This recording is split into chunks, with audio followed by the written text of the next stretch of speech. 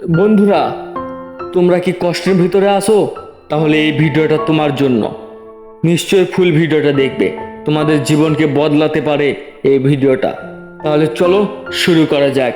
জীবনের প্রতিটা মুহূর্ত আমাদের কাছে নতুন এক চ্যালেঞ্জ নিয়ে আসে।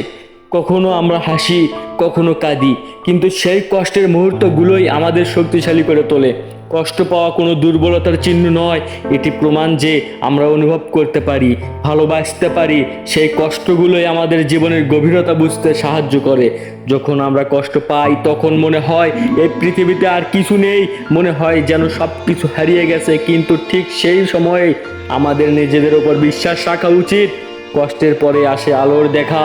এই পৃথিবীতে কেউই চিরকাল কষ্টের মধ্যে থাকতে পারে না। প্রতিটি অন্ধকার রাতের পরেই একটি নতুন দিনের সূচনা হয়।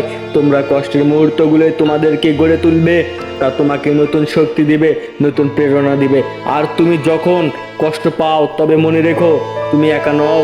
এই পৃথিবীতে অনেকেই তোমার মতো কষ্ট পেয়েছে, কিন্তু তারা সেই কষ্টের মধ্যে দিয়ে নিজেদের জীবনকে নতুনভাবে গড়ে তুলেছে। আর তুমি পারবে, তুমিও পারবে। কষ্টের মধ্যেও যদি তুমি তোমার স্বপ্নের সাথে এগিয়ে যাও, তাহলে সাফল্য তোমার হাতের মুঠোয় থাকবে। মনে রেখো, কষ্ট পাওয়া মানেই শেষ নয়, বরং এটি একটি নতুন শুরু।